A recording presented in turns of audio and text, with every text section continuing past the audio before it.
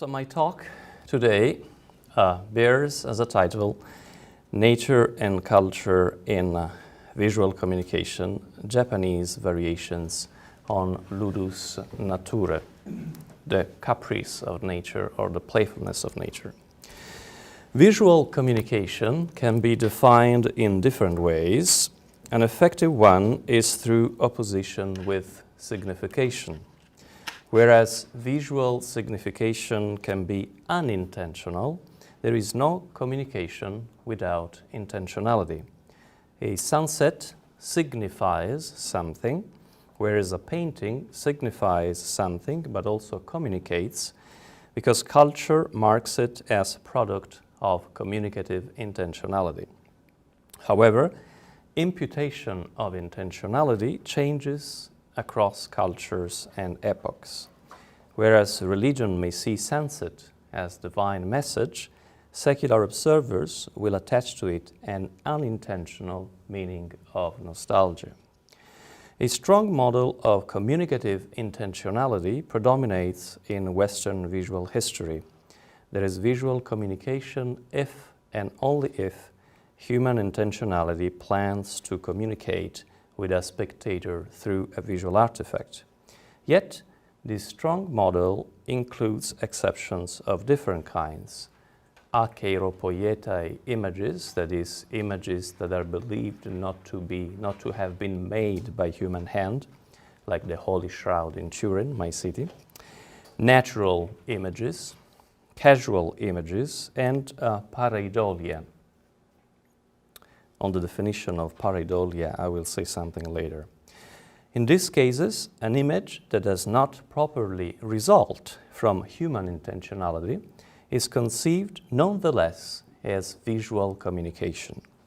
Hence, attribution of intentionality implies the anthropomorphization of various non-human agents, respectively transcendence, nature, chance, an imagery, and non-identified agent. Agency in visual communication is a key theme for art theory, visual anthropology, and visual semiotics. Scholars have long questioned how human beings single out images, how they attribute meaning to them, how they consider them as message from another intentionality, how images signify and communicate beyond their creator's intentionality, and how their perception leads to pragmatic effects in the world. Neurophysiological and cognitive research suggests that human beings are hardwired to recognize meaningful visual patterns in reality and to believe that they result from intentional agency. The exceptions listed above, and especially pareidolia, confirm this view. Neurophysiology so compels human beings to recognize communicative images that they sometimes identify them, although these images do not result from any intentionality. This biological instinct, however, is shaped and sometimes even repressed by culture. The power of images is not a given, but a range that varies through history and cultures. Some visual cultures emphasize the intentionality of artists and image creators. Other cultures accentuate that of spectators, and other cultures yet underline the intentionality of visual artworks and artifacts themselves. Whereas nature pushes human beings to recognize images and their makers in the world, such adaptive biological attitude is affected by visual cultures. In some contexts, human beings react to an image by looking for its creator. In some other contexts, they disregard the intentionality of the creator and focus on the way they themselves create the image and the reception of it. And in some other contexts yet, they concentrate on how the image itself becomes a communicative agent in the world. One of the first authors to hint at the possibility of non-human-made communicative images is Pliny the Elder, the encyclopedic author of the natural history, Naturalis Historia. I always joke with my students, I say that Pliny the Elder is like the Wikipedia of antiquity.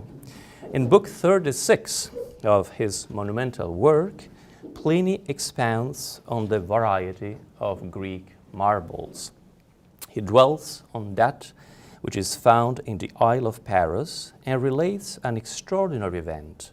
Once a block was split into halves and a figure of Silenus made its appearance. Pliny does not disclose who the author of this image might have been, but implicitly admits that nature is able to produce complex images in all similar to those created by human beings. In book 37 of the Natural History, bearing on precious stones, Pliny returns on the subject. He recalls that the king Pyrrhus possessed an agate upon which the 9 Muses and Apollo holding a lyre were to be seen.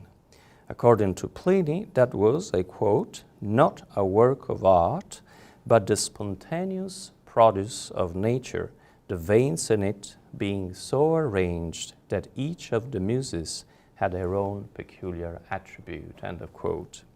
Again, the encyclopedic author suggests that complex visual representations spontaneously emerge in nature as though nature had the same creative capacity of a sculptor or a painter.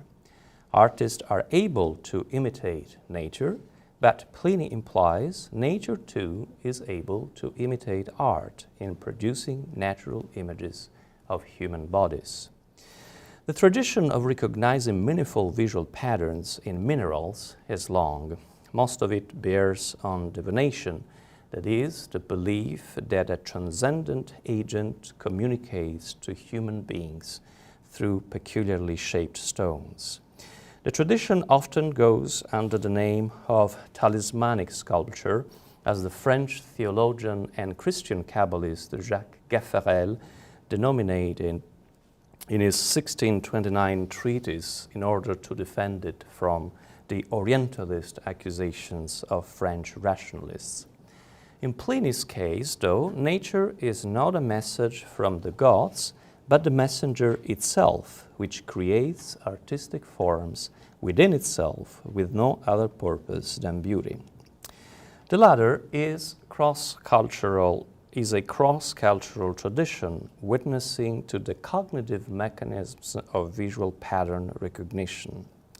Italian decorative stones include the so-called paesine, in English ruin marbles. They are extracted almost exclusively in the province of Florence. Their particular morphological and chromatic configuration seems to represent natural or urban landscapes. Figure 1 reproduces a paesina found on the Toscan Apennine mountain, which gives the impression of depicting an arid mountainous landscape like a U.S. canyon. When human beings see this image, it is virtually impossible for them not to recognize a landscape in it, as if the mountain had produced a self-portrait of itself in one of its stones. Paesine have been rare collectibles at least since the 15th century. The Medici family had a collection of them, as well as the Holy Roman Emperor Rudolf II, Philip II, Duke of Pomerania, Gustav II Adolf, King of Sweden, and other early modern aristocrats. Paesine inspired not only collectors but also artists. The 17th century Dutch painter Mathieu Dubus executed a view of Sodom and Gomorrah, currently in a private collection at The Hague, simulating a paesina in the background. In this vertiginous mise en abîme, the painter imitates nature that imitates a painter that imitates nature. In the 20th century, surrealist artists such as André Breton or the architect Fernand Pouillon took an interest in these uncanny stones. Paesine stones inspired poets as well. Roger Caillois himself devoted verses to them. Chilean Nobel laureate Pablo Neruda wrote the most famous poem about these peculiar stones upon his 1951 visit to Florence. In La Ciudad, contained in the collection of poems entitled Las uvas y el viento, The Grapes and the Wind, Neruda wrote, "Orange stains of oxide, green veins on the calcareous piece, that foam mince with its wrenches or dawn with its rose. Thus are these stones. Nobody knows whether they emerged from the sea or to the sea return. Something caught them while they were alive. They expired in immobility and built a dead city.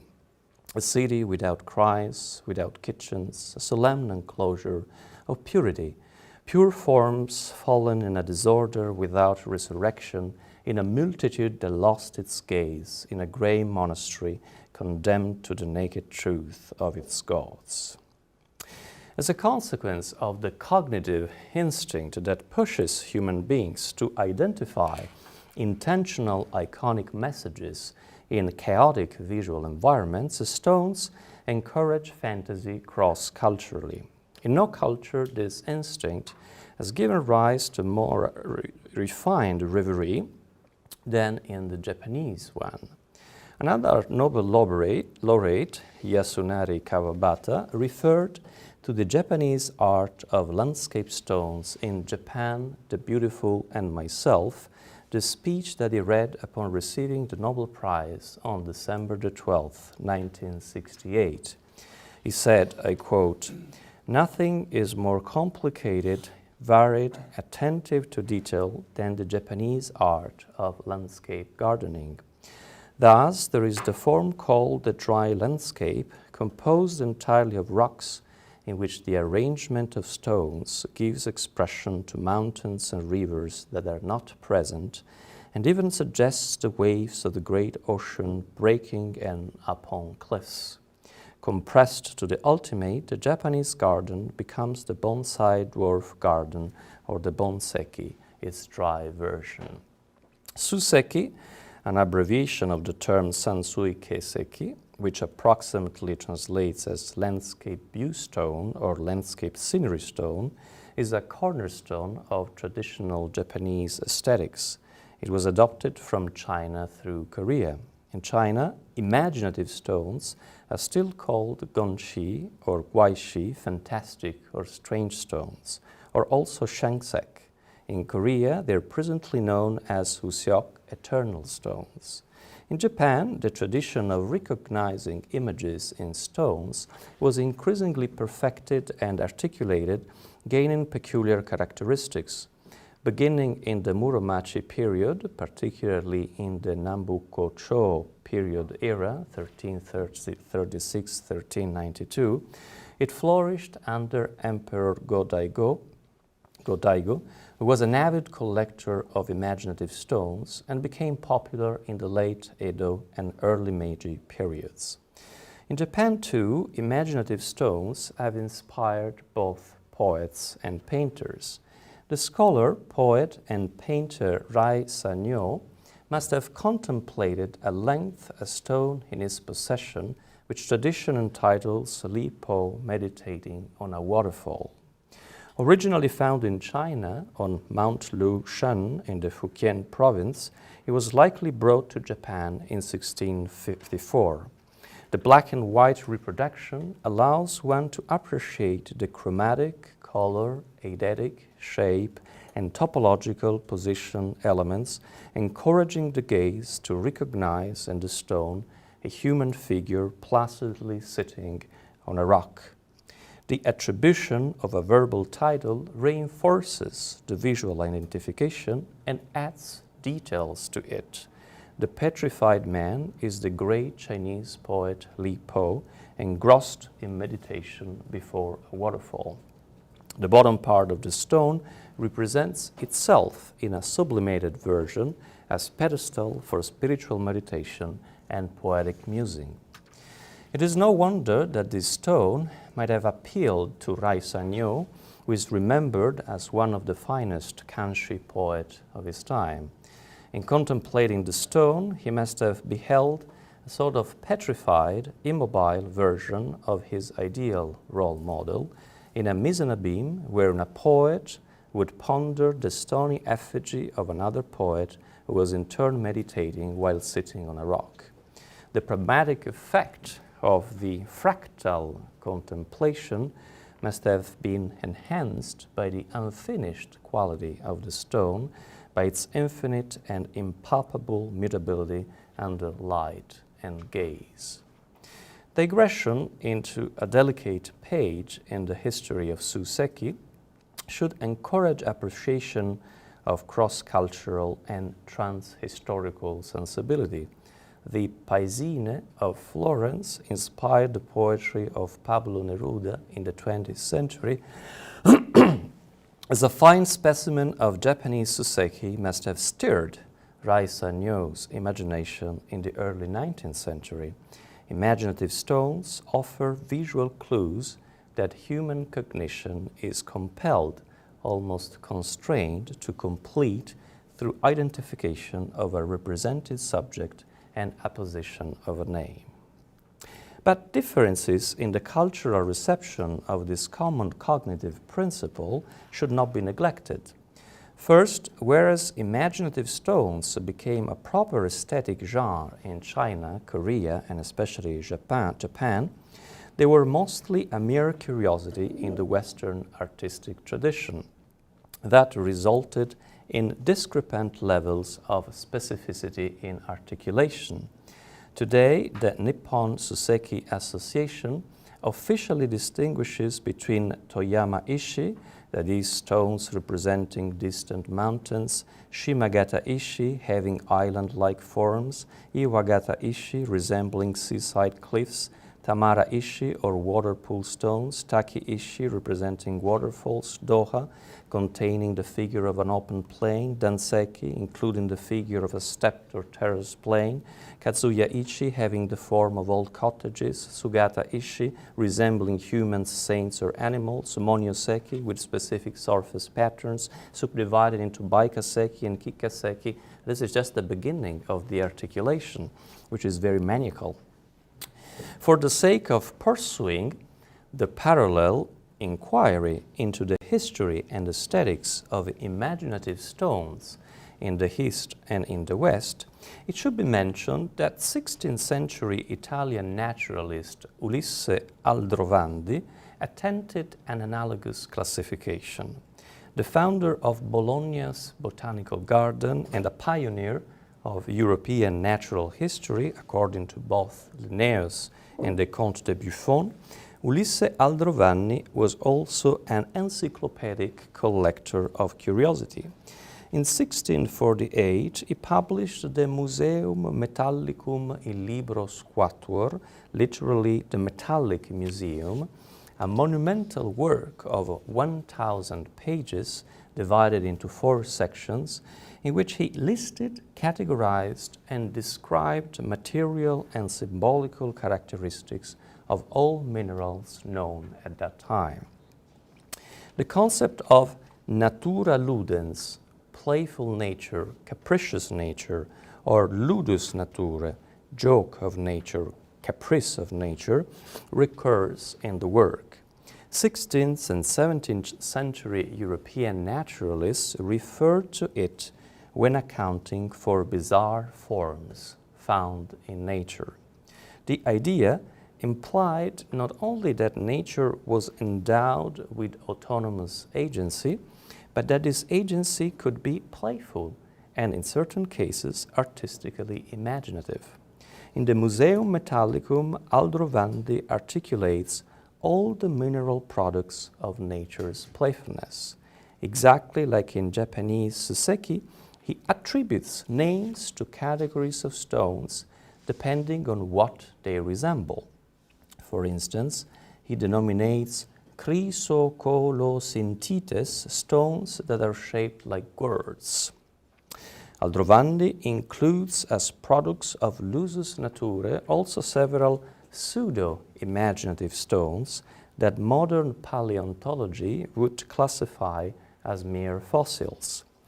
Therefore, he singles out and denominates as many species of stones as there are kinds of fossils. For instance, he proposes to call arengites the stone in which playful nature has impressed the figure of a herring. Although some ancient scholars would interpret these images as traces of extinct living beings, variously explaining the phenomenon, Aristotle, Avicenna, Albert of Saxony, etc., the idea they were actually resulting from the figurative capriciousness of nature persisted well into modernity. Interesting, among the first scholars who realized that fossils were not icons of living beings, but indexes, that is, imprints of them, many were not only scientists but also artists, Leonardo da Vinci, Girolamo Fracastoro, and Bernard Palissy. On the contrary, at least until the publication of the Herbarium Diluvianum by Johann Jakob Scheuchzer in 1709, and even better until the publication of Histoire des végétaux fossiles by Adolphe Brongniart, 1828-1847, many scholars, including Aldrovandi, believed that nature could paint and sculpt within itself as though endowed with artistic agency. Thus, Aldrovandi devoted a section of his treatise to the lapides cum figuris a natura factis, stones with figures made by nature. Understandably, stones carrying such prodigious effigies would promptly become divination omens. Here the West meets the East again. Aldrovandi quotes a book that had been published in Rome only 5 years earlier, in 1643, by Álvaro Semedo, a Portuguese Jesuit missionary in China, Relazione della Grande Monarchia della Cina, Report on the Great Monarchy of China. Chapter 18 of the first book is entitled Delle Sette della Cina, on the sects of China. First, Semedo compares the religiosity of China with that of Japan. I cinesi sono universalmente poco inclinati alle sette, né in gran parte arrivano agli giapponesi. The Chinese are universally little inclined to sects, and in this domain do not usually match the Japanese. Christianity had been banned from Japan in 1630, that maybe pushed Semedo to such comparison. He then relates the episode quoted by Aldrovandi. Some Taozi philosophers, that is, followers of Lao Tzu's Taoism, preach in the main square of Beijing in 1622. They promise that their prayers will conjure rain, wished for by all citizens after a long drought. However, at the exact time indicated by the prophecy, what falls from the sky is not rain, but strange stones which devastate the city and the countryside. The anti-Taoist zeal of Álvaro Semedo is an evident bias in the story. The enraged crowd beats the fake prophets, preparing the arrival of the truthful Christian preachers. Aldrovandi is not immune from this religious bias. That suggests some more general insights about how human beings identify images in nature. On the one hand, as it was pointed out earlier, certain cognitive features of this process are probably cross-cultural. Page 756 of Aldrovandi's Museum Metallicum contains the reproduction of a prodigious marble showing the effigy of a hermit. The marble that in mid-17th century led the Italian naturalist Ulisse Aldrovandi to recognize a hermit therein can be compared with the Sugata Ishi that in the early 19th century encouraged the Japanese poet Rai Sanyo to identify in it the effigy of a meditating poet. Neurophysiological research suggests that human beings are inclined to recognize face-like or body-like visual patterns in nature, probably because such capacity proved adaptive in the past. Thanks to it, aggressors, dissimulating their presence in the environment through hiding or camouflage, could be unmasked. Furthermore, the idea of associating the image of a stone with that of the immobile meditation of a hermit must have been appealing both in the East and in the West. However, 3 pages later, Aldrovandi reproduces a similar prodigious marble containing a non-human-made image of crucifixion. In this case, the marble might well present observers with a curiously cruciform chromatic, eidetic, and topological pattern. However, observers who identify not only a body, but the crucified body of Jesus do so because hold such iconography in their visual cultural memory. A 14th century Japanese observer would have never recognized a crucifixion in this stone. So, thus far, my point is very simple. As human beings, we are all endowed with the same cognitive mechanism. We are endowed with this cognitive mechanism as a species and not as a culture. This cognitive mechanism pushes us to what specialists call pareidolia, from eidos in Greek, that means figure, image. Although there aren't any images in the environment, we are almost compelled to recognize them and to recognize especially figures of faces and bodies in the environment, for instance in trunks, in bushes, in the forest. This is something that we all share as a species. Nevertheless, this biological, neurophysiological instinct is molded by our visual culture. We can recognize not only a face, but the face of Jesus only if our visual culture includes such iconography. The second essential difference between East and West revolves around the concept of agency. Visual cultures influence the physiological recognition of visual patterns not only at the superficial level of objects and themes, but also at a deeper level of agency, conceptualization, and attribution. Abstract and yet fundamental differences stand out in comparing the Western and the Eastern tradition of imaginative stones. For most Western sources, the prodigy does not consist merely in the fact that some stones resemble certain aspects of reality, be they human beings, animals, or landscapes. Prodigious stones must also contain icons. They must include an intentional effigies that resemble not reality itself, but intentional representations of it produced by artists. That is why painting, and not sculpture, is the Western epitome of art that nature should imitate in its spontaneous playfulness. Western sources usually relate not of stones openly displaying prodigious icons, but of stones that, cut in 2 halves, reveal prodigious icons in their core, as if these art-like effigies were an immemorial secret kept by nature until it was accidentally discovered.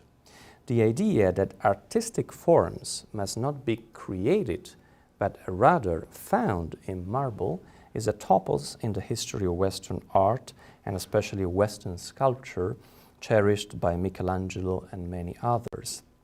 However, in the tradition of imaginative stones, the sculpture's work becomes unnecessary. Nature itself discloses the artistic form that lies in its nucleus. A human procedure, cutting the stone, leads to the discovery, but unintentionally, the unintentional dimension of artistic creation is transferred from nature to humans. Suseki does not usually imply speculation about what force might have inscribed in stones an image that looks like those produced by human agency. In Western sources, on the contrary, the question is central. Identification of prodigious images in nature immediately leads to consider them as signs of a separate dimension which imprints its creativity on the former. Debate among artists and philosophers is particularly controversial as regards the so-called chance images, that is, images that have not been found in nature but have been produced through random human procedures. One of the first accounts of images of such kind is, again, Pliny the Elder. Book 35 of the Natural History recounts an episode in the life of Protogenes, one of the greatest painters in the Western artistic tradition, but also one of the most punctilious. In painting what is considered his most accomplished work, a picture of Lalisus, the artist was perfectly satisfied with every aspect of the painting, except for one single element, that is, the foam on the muzzle of a dog represented therein. Its depiction was too perfect to look natural. It seemed artificial. Desperate with painting and repainting the same detail with no avail, Protogenes eventually threw a sponge at the painting, and the irregular stain that the gesture produced painted perfectly spontaneous foam on the muzzle of a dog. The irrational gesture proved so effective that it subsequently turned into a conventional technique for the production of random images. Later on, as Pliny points it out, Nealces used the same expedient to paint foam on a horse's mouth, and of course, many centuries later, Pollock too. The episode is to be categorized as one of the countless artist legends. It nevertheless reveals a key factor of Western aesthetics, characterizing its conception of the arts, at least since the Greeks. On the one hand, the episode suggests that human creativity is intrinsically limited in imitating nature. Certain aspects of nature, like foam on the muzzle of a dog, are so infinitely complex as to appear chaotic. Any intentional, rational procedure of representation tends to reduce that complexity into a simplified simulacrum of it, thus replacing the idea and image of chaos with those of order. That is the reason for which the only way in which artists can represent the chaos of nature is to let that chaos represent itself. Artists can imitate the Ludus Naturae, the playfulness of nature, by inviting nature itself to play in their own representation of it. As imaginative stones, thus, chance images result from an ontological ideology that constantly tends to single out two separate dimensions in reality.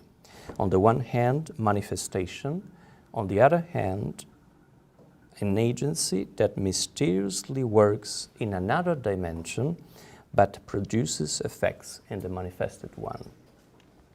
No paintings by Protogenes are extant. It is therefore impossible to know how the foam on the muzzle of Lalisus' dog might have looked like. Arguably, Protogenes longed for a visual and artistic effect quite similar to that which Japanese aesthetics denominates, but very rarely defines, as wabi-sabi. In order for the pictorial representation of foam to look authentic, it should not possess the characteristics of finitude, perfection, and conclusiveness that Protogenes so skillfully used to achieve in his works, so as to perfectly represent the infinite and unfathomable complexity of nature. Imperfection had to be let in the painting. A perfect depiction of nature should have contained imperfection. Yet the pictorial skills of Protagoras' meticulousness were unable to produce it. The random gesture of throwing a sponge at the painting found a natural solution to the impasse through the intervention of Natura Ludens, playful nature.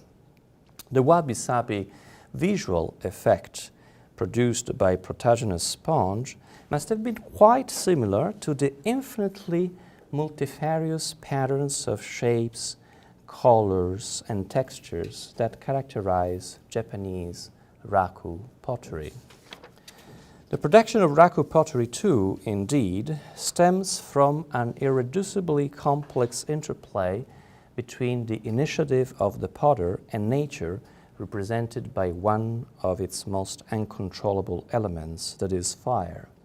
It was exactly this interplay that fascinated Western potters when Japanese anagama kilns were first introduced in Europe. That happened through labyrinthine paths.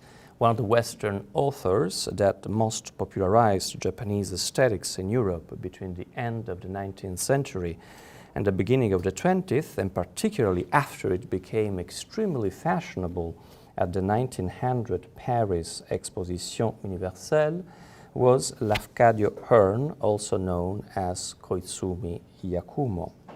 It was exactly through reading Hearn's books that Bernard Leach, currently considered as the father of British studio pottery, became interested in Japan, traveled to the country, and after attending a raku pottery party about 1911, undertook studying this art under Urano Shigekichi, also known as Kenzen VI, in the tradition of Kyoto potter Ogata Kensan. So,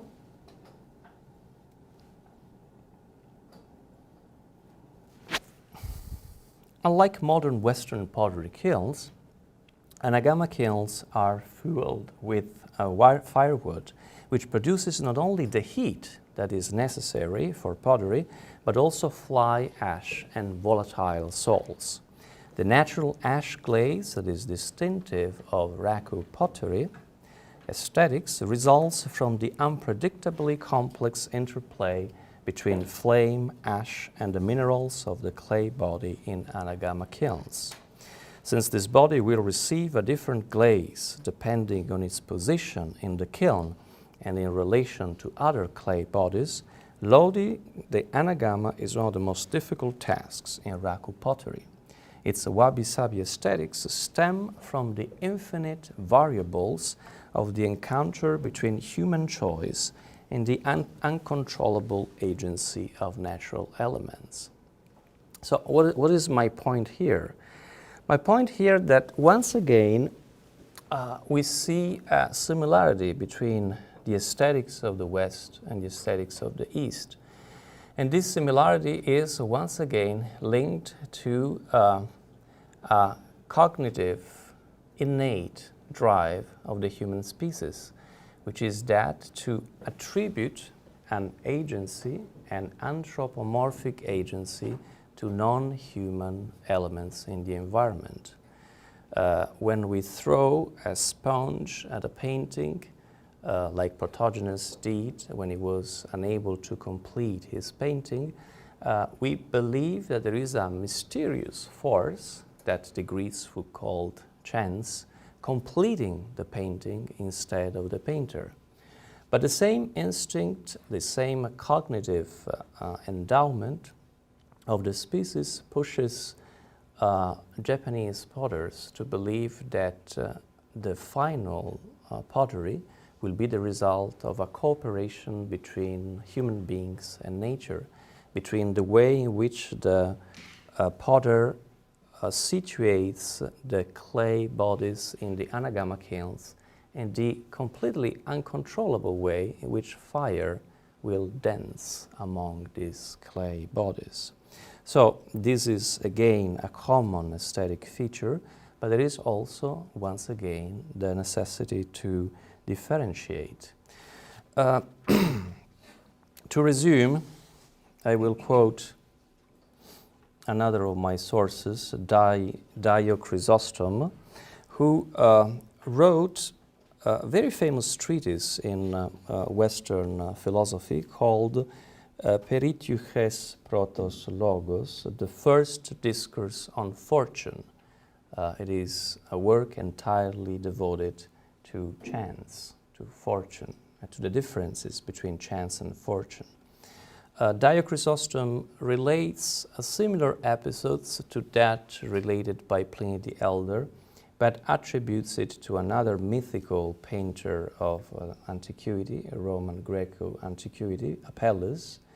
Apelles was also unable to complete his painting because the blood upon the froth of a horse he was depicting, it was not natural enough.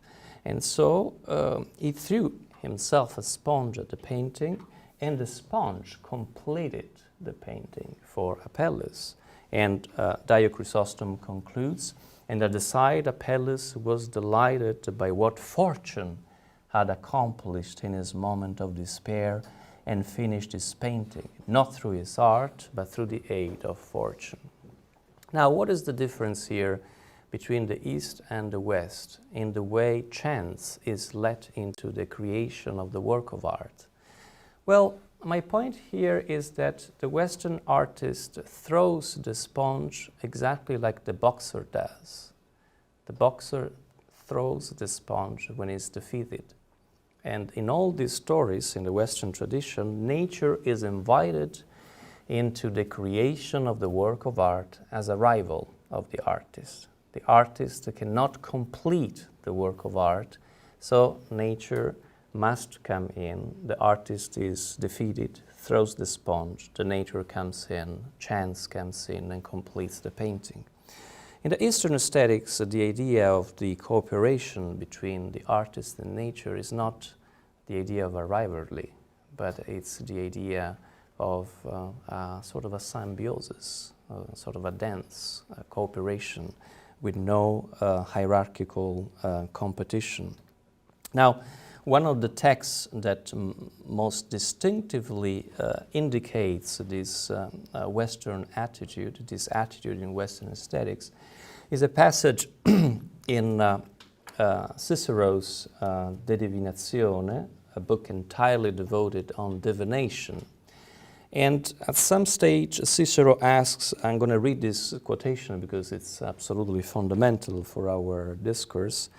But what, you ask Carneades, why these things so happen, or by what rules they may be understood? I confess that I do not know, but they do so fall out, I assert, that you yourself see. Mere accidents, you say. Now, really, is that so? Can anything be an accident which bears upon itself every mark of truth?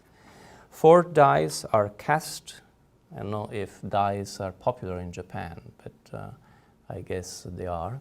I don't know what is the translation for dice, but 4 dice are cast and a Venus throw results. Now the Venus throw is the throw that results when you throw 2 or 3 or 4 dice and all the dice show a 6 on the top surface. This is the Venus throw.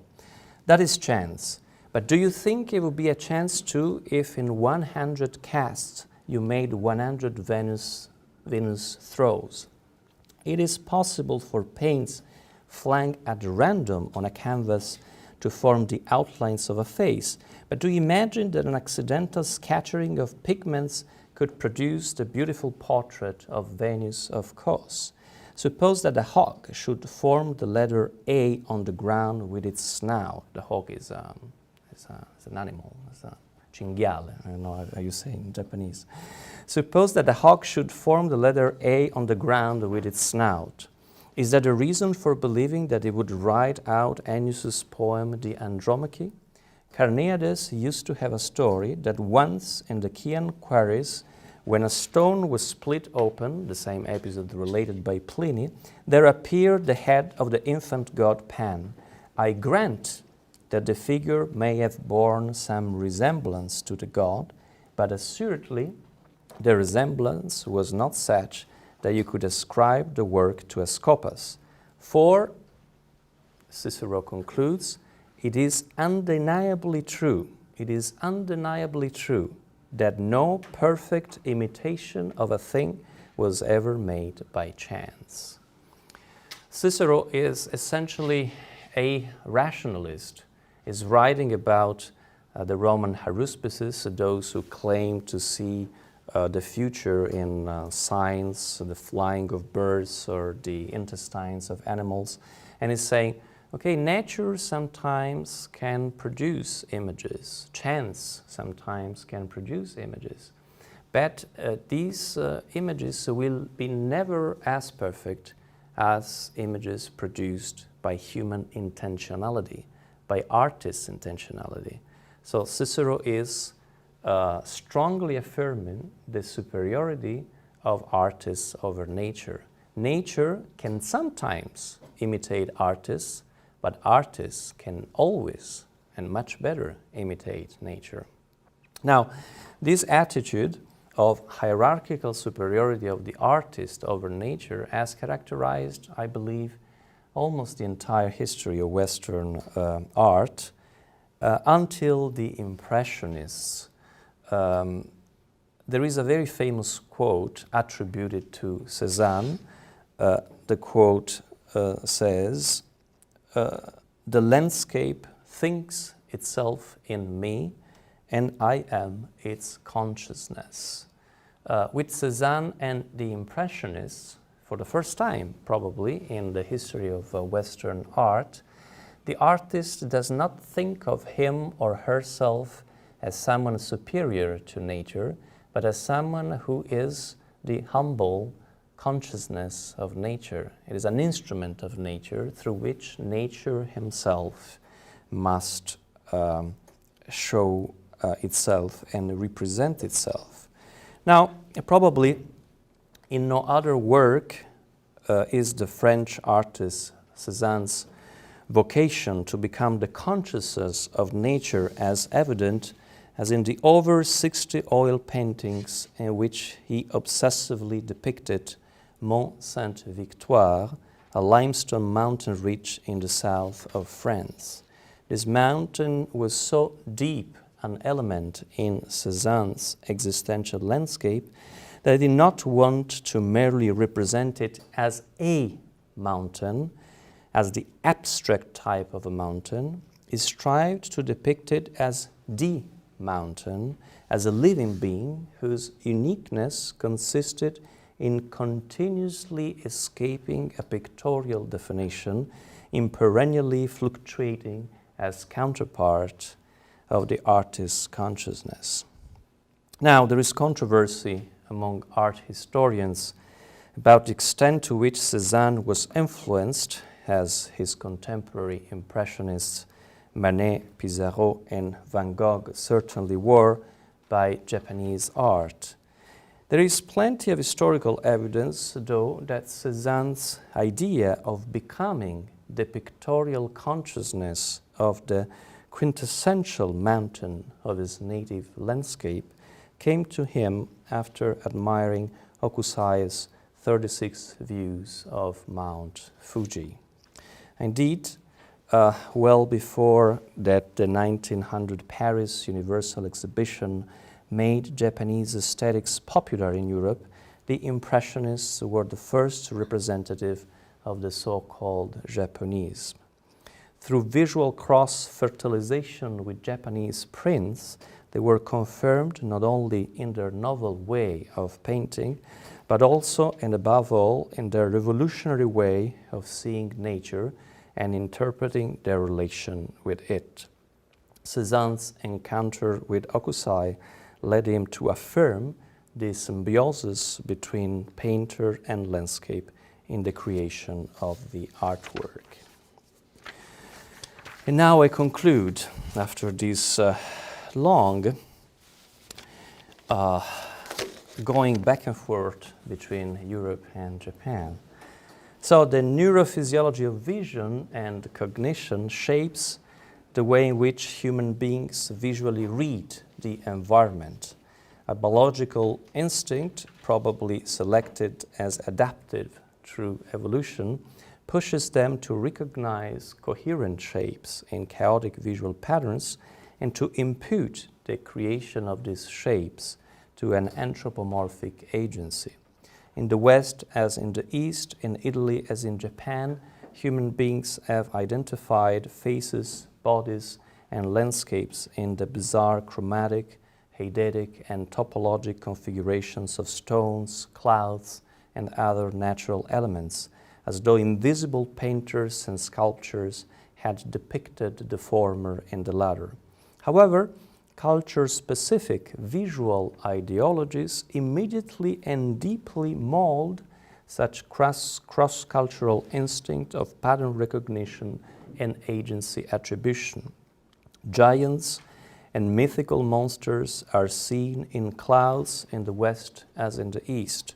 Both the Italian 17th century naturalist and the Japanese 17th century painter identify figures of animals and plants in stones. And yet, the ways in which they articulate the semantics of visual recognition, identify its icons, determine its agency, and categorize it in relation to an ontological framework diverge profoundly according to such exquisitely paths of differentiation that only the study of culture together with that of nature can account for. Thank you very much for your patience.